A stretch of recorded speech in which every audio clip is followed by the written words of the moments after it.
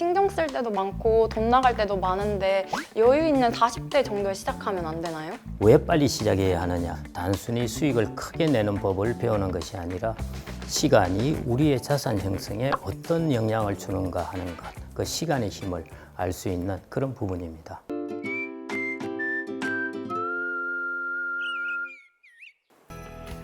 안녕하세요. 한국은행 경제교육 컨텐츠 사회초년생의 슬기로운 금융생활의 진행을 맡은 한국은행 경제교육실 박다영 과장입니다. 사회초년생 여러분, 여러분이 입사 후에 가장 크게 바뀐 점이 있다고 하면 매달 통장에 들어오는 월급일 것 같은데요. 월급을 보면 이제 뿌듯함도 느껴지지만 한편으로는 월급을 어떻게 관리해야 할까 하는 고민도 많으실 겁니다. 학자금 대출 상환, 월세 납입, 그리고 언젠가의 내 집 마련까지 해야 할 일은 많고 어디서부터 시작해야 할지 막막하시죠? 그래서 오늘은 이 고민을 함께 나눠보고자 합니다. 오늘 첫 시간 여러분의 든든한 금융 멘토가 되어드릴 미래에셋 자산운용의 김경록 박사님 모셨습니다. 예, 안녕하세요. 김경록입니다. 투자라고 하니까요, 다 전문가의 영역이라고 생각을 하시는데요. 그렇지 않습니다. 제가 가급적 쉽고 명쾌하게 설명해 드리겠습니다. 그리고 오늘 사회 초년생의 시선에서 궁금한 점을 대신 물어봐 주실 한국은행 경제교육실 청년 인턴 임희봉 님도 함께 했습니다. 안녕하세요. 안녕하세요. 한국은행 경제교육실 청년 인턴 임희봉입니다. 오늘 투자 전문가이신 김경록 박사님께 많은 것을 배워가도록 하겠습니다. 네, 반갑습니다. 희봉 님은 혹시 투자를 해본 적 있으신가요? 아니요. 사실 저는 투자에 관심은 많은데 사실 익숙하지는 않습니다. 그래서 주변 친구들 이야기를 들어보면 누구는 또 돈을 벌었다고 하지만 돈을 잃었다는 친구들도 많더라고요. 그래서 잘 모르는 상태로 도전을 해보기가 좀 두렵다는 생각이 좀 더 큰 것 같습니다. 맞습니다. 많은 사회초년생분들이 투자에 두려움을 느끼시더라고요. 그래서 이번 1편에서는 사회초년생분들이 투자에 대한 두려움을 해소하고 그리고 건강한 투자 마인드를 갖출 수 있도록 투자 기초와 리스크 관리라는 주제를 준비했습니다. 본격적인 시작에 앞서 짧은 영상 한 편 보고 가시죠. 우린 왜 투자를 해야 할까요? 요즘 사람들은 예적금보다 주식과 채권에 더 관심이 많은 것 같은데 아직 투자를 한 번도 해본 적이 없어서 무서워요. 뉴스에선 맨날 금리가 어떻다, 환율이 어떻다 이야기를 하는데 무슨 뜻인지를 모르니 투자를 함부로 해도 되나 걱정도 되고요. 무작정 주식이나 채권에 투자했다가 투자금을 잃을까봐 무섭기도 하고요. 또 사람마다 투자 계획도 다르다고 하는데 나는 어떤 사람인지 아직 스스로도 모르거든요. 이렇게 투자에 대해서 몰라도 너무 모르는 저, 슬기롭게 투자할 수 있을까요? 네, 많은 분들이 공감하실 내용이네요. 주변에서 투자를 일찍 시작하라는 권유를 많이 받는데 특히 사회초년생 분들이 투자를 일찍 시작해야 하는 이유가 있을까요? 맞아요. 신경 쓸 때도 많고 돈 나갈 때도 많은데 여유 있는 40대 정도에 시작하면 안 되나요?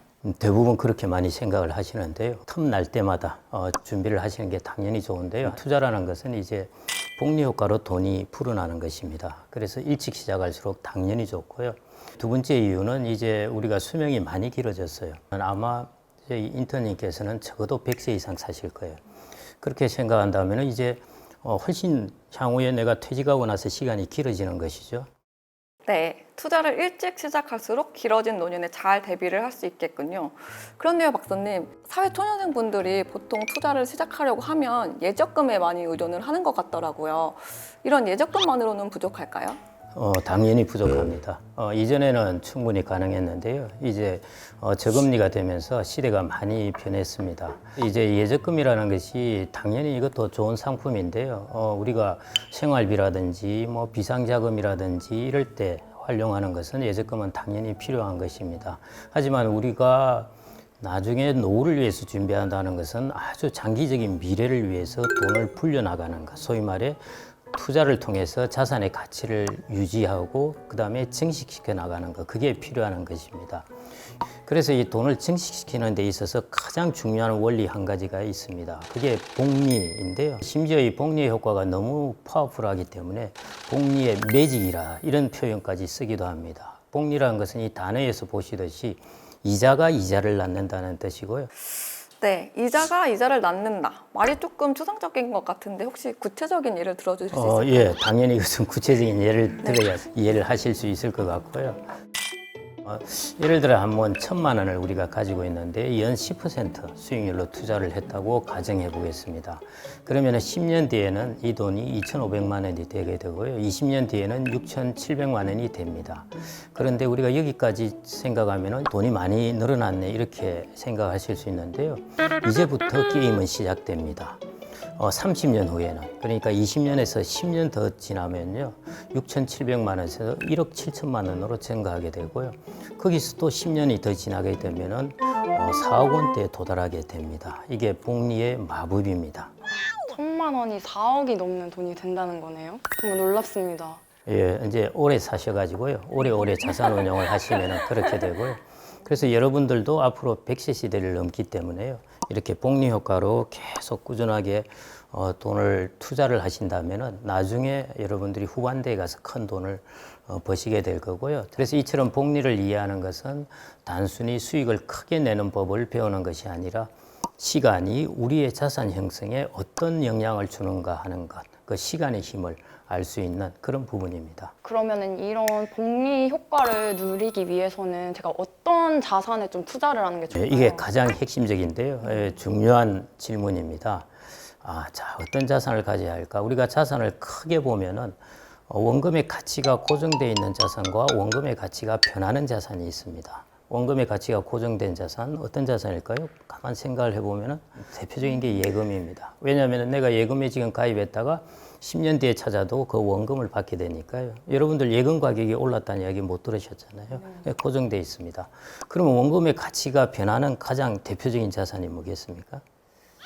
주식 그런 거 그렇죠. 아닐까요? 예, 주식은 가격이 오르고 내리고 하지 않습니까? 그래서 가장 큰 부분은 우리가 원금의 가치가 장기적입니다. 장기적으로 원금의 가치가 변하는 이런 자산을 이제 가져야 한다는 것입니다. 그러면은 아까 예금과 주식 말씀해 주셨는데 그 둘의 큰 차이점이 뭔가요? 원금의 가치가 변한다, 고정되어 있다 하는 것인데요. 그렇게 본다면 이게 무슨 차이를 실질적으로 가져오는가 하는 것인데, 우리가 자산 운용을 할 때 가장 중요한 것 하나는 적어도 물가 이상은 내 자산의 가치가 올라가야 된다는 것입니다. 원금의 가치가 변하지 않게 되면은 우리가 물가 상승 정도도 내 자산의 가치가 따라가지 못할 수가 있습니다. 그 이야기는 지금 이제 내 돈이 1억 원 있는데 10년 뒤에 물가가 50% 올랐습니다.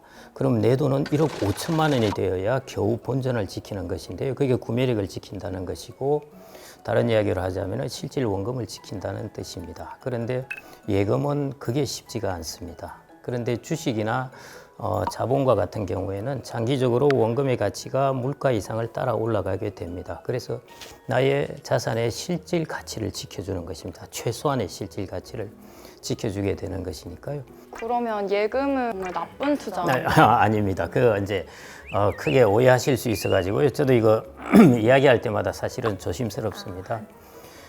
예금과 이제 자본자산의 역할이 다르다고 보시면 되겠습니다. 그런데 예금이라는 것은 어떤 데 적합하냐면은 단기적으로 내 돈을 보관하고 그럴 때 적합한 것입니다. 그런데 우리가 20년, 30년 자산을 관리해야 될 때는 예금은 부적합하다 이런 뜻입니다. 그래서 장기적으로 예금과 주식과 같은 자본자산의 가장 큰 차이라는 것은, 하나는 구매력을 잘 지킬 수 없는 자산이 될 수 있고요. 장기적으로 볼 때. 그 다음에 자본자산 같은 경우에는 이제 구매력 이상의 나의 자산 가치를 지켜준다고 볼 수 있겠습니다. 그런데 주식과 같은 자본 자산이 이제 장기적으로는 성장 가능성이 크다는 점은 이해가 되는데, 주식 가격이 떨어져서 손실이 생기면 어떻게 하죠? 정말 곤란한 질문인데요. 가끔씩 주식 권유를 했는데 손실이 생겼다고 전화가 오고 하면 저도 막막합니다. 어떻게 해야 될지 이런 것인데요. 이게 투자입니다. 손실은 당연히 이제 생길 수밖에 없는 것이고요. 방금 질문 주신 것이 사실은 되게 핵심적인 부분입니다. 우리가 투자의 리스크를 하고 한다면은, 정의를 한다면은 이런 것이에요. 이거 막 어렵게 변동성이니 이런 이야기를 하는데요. 쉽게 이야기하면은 여러분들이 주식을 살 때는 한 20% 수익을 보겠다고 사는 것입니다. 그렇게 기대를 하고 샀는데 방금 말씀하신 대로 마이너스 20%가 나버린 것입니다. 이게 이제 투자의 리스크인데요. 그래서 투자에서는 리스크 관리를 잘하는 것이 되게 중요한 부분입니다. 그걸 다른 말로 하면은, 우리가 전쟁할 때 그런 이야기를 하잖아요. 전쟁은 공격할 때 후퇴할 작전까지 같이 짜고 들어갑니다. 그래서 여러분들이 투자를 할 때도 혹시 내가 생각한 것과 달리 시장이 안 좋게 변할 때 내 자산은 어떻게 놓아둘 것인가 하는 것을 생각하고 들어가는 것, 그 플랜이 리스크 관리입니다. 그래서 투자를 할 때는 꼭 반드시 그 다른 측면에서 이 리스크 관리의 플랜을 갖고 들어가야 되는 것입니다. 그러면 결국에 투자를 해서 수익을 얻을 가능성도 있지만 그만큼 손실을 볼 가능성도 함께 존재를 하는 거네요. 그러면 투자를 할 때 이런 손실 리스크를 줄이기 위해서는 어떻게 할 수 있을까요? 가장 첫 번째 우리가 상식적으로 중요한 것은 그냥 이 격언입니다. 계란을 한 바구니에 담지 말라 하는 것인데요. 그 계란을 한 바구니에 담지 말라라고 하셨는데 구체적으로 그게 무슨 뜻인가요? 소위 말해 그걸 분산을 하라는 것인데요. 계란을 한 바구니에 담지 말라 하는 것은 종목 분산, 자산군 분산, 지역 분산이라고 할 수 있고요. 주식의 종목을 분산하는 것이 좋습니다. 한 종목에 몰빵하시지 말고 보통 이제 투자론에서는 10개나 20종목 이상 정도로 분산을 하라고 그럽니다. 그래서 종목 투자를 하시더라도 10개, 20종목 이렇게 분산을 하시고요. 두 번째, 자산군을 분산해야 됩니다. 그 말은 주식, 채권, 부동산, 원자재 이런 식으로 해서 자산군을 다양하게 분산해 놓으면은 이것도 분산의 역할을 합니다. 그 다음에 세 번째, 지역 분산을 해야 됩니다. 우리나라에 살다 보니까 우리나라 자산만 모두 다 보일 수가 있는데요. 글로벌하게 나의 자산을 분산을 해야 됩니다. 그러면 이렇게 분산만 하면 충분한 걸까요? 충분하지 않습니다. 이게 투자에 이제 좀 까다로움이기도 한데요. 제가 말씀드린 것은 쉽게 이야기하면 공간을 분산하는 것입니다. 이 세 가지 이외에요, 시간을 분산하는 것이 있습니다. 시간의 분산이 뭘까? 시점을 나누는 전략입니다. 그래서 세 가지가 있는데요. 첫 번째, 장기 투자입니다. 가장 중요한 부분이고요. 이것은 중간에 발생하는 어떤 막 가격의 변동에 일희일비하지 않고요, 길게 보는 투자입니다. 이게 가장 중요해요. 그 다음에 두 번째가 분할 매수. 좀 헷갈리면 한꺼번에 사는 것이 아니라요, 목돈이 있더라도 이것을 한 1년, 2년, 3년에 나누어서 쭉 걸쳐서 이제 분할해서 매수하는 것. 그런 것이 이제 우리가 매입 단가의 리스크를 좀 줄일 수 있는 것이고요. 세 번째가 이제 적립식 투자인데요. 이게 아마 사회초년생들은 대부분 여기 해당될 겁니다. 내가 이제 소득이 생겼고 여기에서 저축을 하면서 적립식으로 하는 것인데요. 이거 자체가 사실은 분산의 효과가 있습니다. 마치 분할 매수하고 비슷해서요. 이거 자체가 이제 리스크를 줄여줍니다. 그래서 제가 말씀드리는 바는 젊은 분들 적립식 투자를 할 때는 주식 가격 걱정 안 하셔도 돼요. 어차피 30년에 걸쳐서 나누어서 하는 것이기 때문에요. 그냥 계속 꾸준히 적립하시면 됩니다. 네, 쉽게 설명해 주셔서 이해가 잘 된 것 같습니다. 네, 박사님. 그런데 막상 투자를 시작하려고 하면 뉴스에서 들려오는 어려운 경제 용어 때문에 겁부터 먹게 되더라고요. 예를 들어 뭐 금리가 올랐다, 환율이 올랐다, 주가 지수가 어떻다, 이런 지표들이 너무 어렵게만 느껴지는데 사회 초년생으로서 꼭 알아야 할 핵심만 짚어주실 수 있을까요? 어렵게 여겨지시는 게 당연한 것 같고요. 제가 평생 경제학을 배웠어도 이 정도이니까 처음 하시는 분들은 오죽하시겠습니까? 그러면 그중 무엇을 이제 우리가 중점적으로 이해를 해야 될까 하는 것인데, 그 세 가지 정도를 대표적으로 들자면은 그게 금리와 환율과 주가입니다. 이 세 가지 정도를 이제 잘 이해해야 되는데요. 금리는 우리가 일반적으로 돈의 사용 가격이라고 할 수 있는데요. 우리가 그냥 이자율이라고 말하는 것이죠. 금리는 매우 중요합니다. 경제 전체가 모두 금리에 연관돼 있어요. 금리 오르면은 대출금리 오르죠. 대출금리가 오르면은 부채가 있는 사람은 이자 부담이 증가하죠. 기업 같은 경우 투자를 해서 하는데 또 투자 비용이 증가하게 됩니다. 금리는 바로 여기 다 영향을 주고요. 우리가 모든 자산들, 주식이나 채권이나 부동산의 가치를 평가할 때 모두 금리가 연관되어 있습니다. 그래서 금리가 오르면은 자산의 가치는 떨어지는 경향이 있습니다. 그래서 금리의 변화를 살펴봐야 되는 것이고요. 그리고 우리나라 같은 경우에는 이제 환율이 아주 중요합니다. 환율은 이제 국가 간의 돈의 교환 비율입니다. 지금 1달러당 1,470원이라고 그런다면은 내가 1,470원을 가져와야 1달러를 가져올 수 있는다는 것입니다. 그래서 원달러 환율이 이제 예를 들어 1,400원에서 1,500원으로 올랐다. 이러면 무슨 뜻이냐면은 왜 워낙 가치가 떨어졌다는 뜻입니다. 이게 여러분들의 모든 자산에 영향을 주기 때문에요. 상당히 중요한 것이죠. 예를 들어 내가 내 자산을 좀 팔아서 미국에 여행을 가려고 그러는데 달러 가치가 오르고 원화 가치가 떨어졌다. 그만큼 비용이 많이 들게 되잖아요. 또 하나의 요인은 환율이 우리나라 전체에 대한 어떤 신뢰도나 이런 것들을 또 말해주기도 합니다. 우리가 외환위기 때 환율이 2,000원 올랐고 글로벌 금융위기 때 1,600원을 넘어섰습니다. 이게 우리나라의 이제 시장의 위험도를 어느 정도 보여주는 것이죠. 그런 측면에서 우리가 이제 두 번째 환율을 잘 주목하고 이해를 해야 됩니다. 네, 그럼 마지막으로 주가 지수란 무엇인가요? 주가 지수라는 것은 뭐 많이 들어보셨죠? 이제 코스피도 있고 S&P 500도 있고 다우존스, 일본은 토픽스라고 그러고 뭐 이런 것들 들어보셨을 텐데요.